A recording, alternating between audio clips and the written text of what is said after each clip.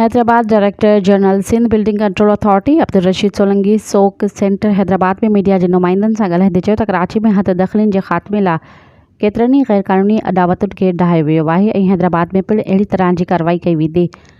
DG Abdul Rashid Solanki चयो त सिंध में कमज़ोर इमारतुनि जे सर्वे जो कमु शुरू कयो वियो आहे ऐं मूंखे इहो ॿुधायो वियो आहे त सिंध अंदरि 751 कमज़ोर इमारतूं आहिनि जिन मां वॾो तादादु कराची में आहे, जॾहिं त हैदराबाद में फ़क़ति 34 इमारतूं ख़स्ता हाल आहिनि।